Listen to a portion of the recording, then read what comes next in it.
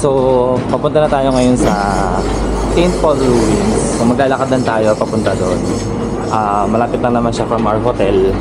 So, mga 800 meters lang. So, yan.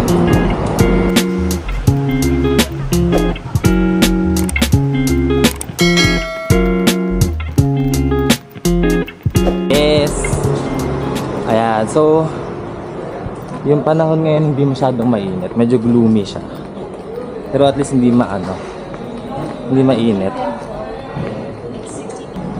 Naglalakad pa rin kami papunta dun sa St. Paul Ruins. Ano, kamusta? Ano, exercise sa umaga?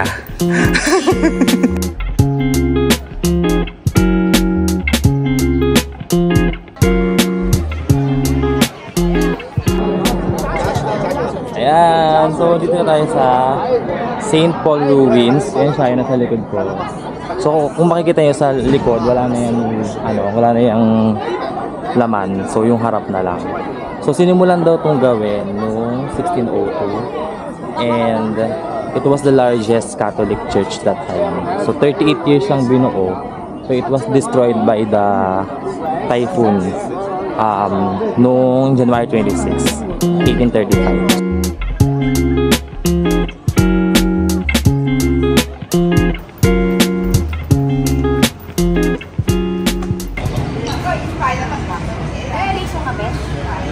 Ha? Magkano?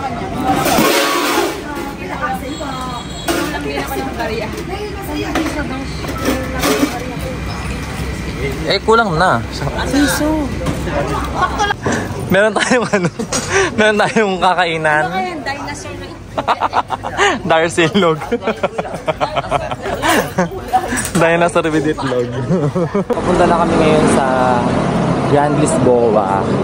So naglakad lang kami from St. Paul Ruins. So around 800 meters lang din naman siya. So pwede rin lakarin. Gusto niyo rin mag-exercise.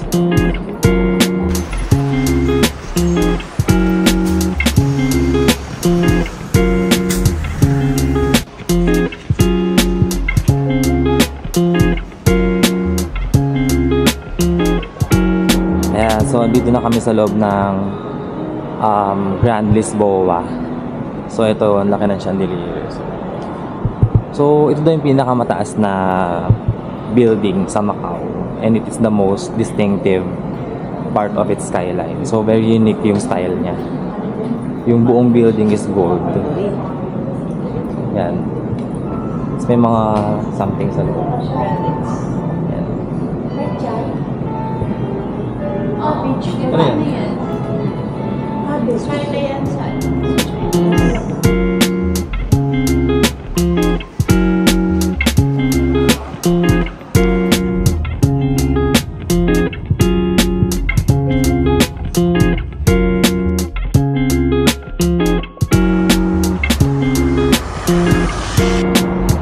Ayan, so dito na tayo sa Macau Tower. So ayan siya nasa likod ko. Wait, di kita. Ayan. So yung Macau Tower is also the most recognizable landmarks here in Macau aside from the Grand Lisboa. So meron tong taas na 338 meters from the ground level. So ginagamit din tong Macau Tower dun sa broadcasting and telecommunication dito sa Macau.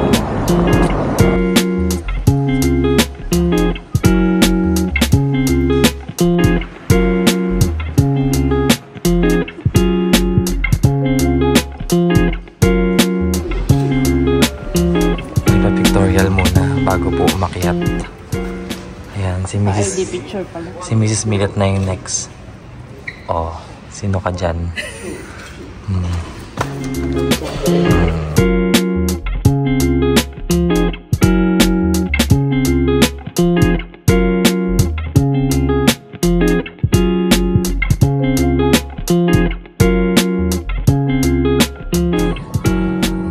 Yeah, so dito na kami ngayon sa 58th floor. So ito yung view niya. Yan.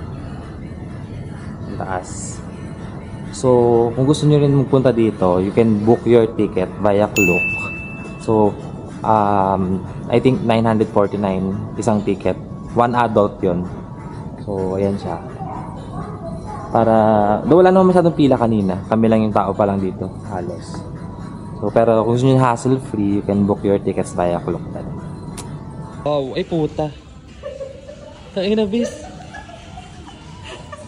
Tangina. Di ba yung masisira?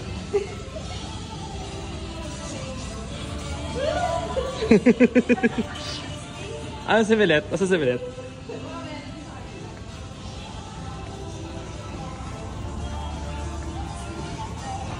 Ang ina, nakatakot.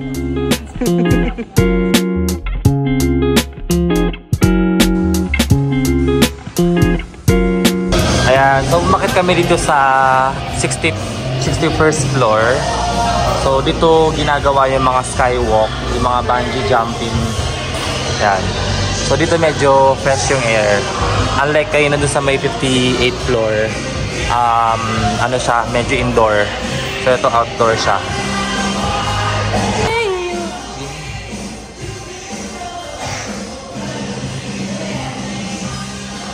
Magkano yung skywalk?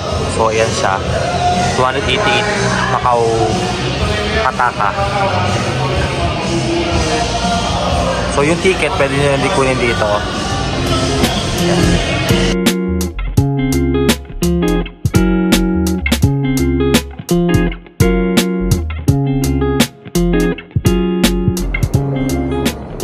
Ayan, tapos na kami sa Macau Tower. So papunta na kami ngayon sa Fisherman's Wharf.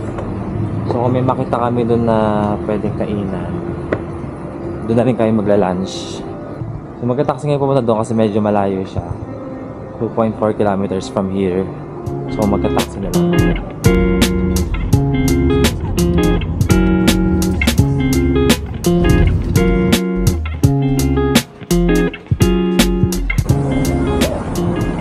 Ayan, nandito na kami sa Fisherman's Wharf.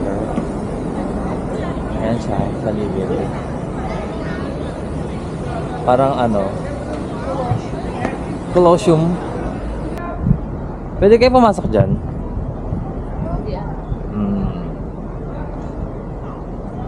Ganda.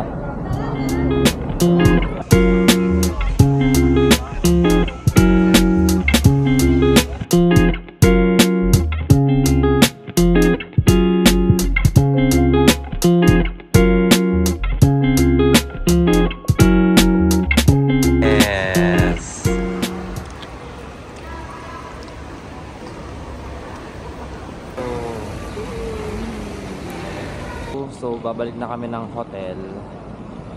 Baka doon na lang kami kumain, malapit doon. Wala kasing masyadong restaurants dito sa ano, Fisherman's Wharf. Mostly sarado pa. Doon na kami kakain sa malapit sa hotel. Bye!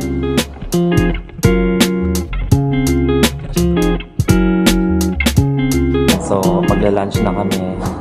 Pero hindi namin alam kung anong pangalan ng restaurant. Alam niyo ba? Ni hao.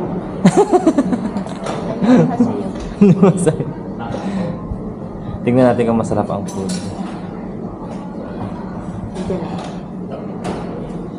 Itong ka na. Google Translate. Kakaiba yung menu nila.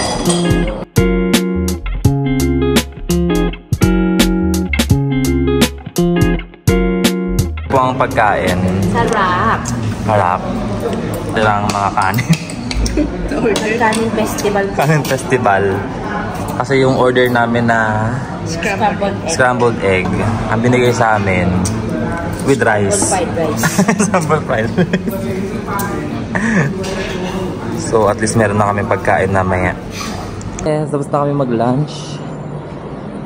So ang lunch namin is 274 Macau Patak. Not bad. Sarap naman. So pabalik na kami ngayon sa hotel. Magpapahinga lang kami.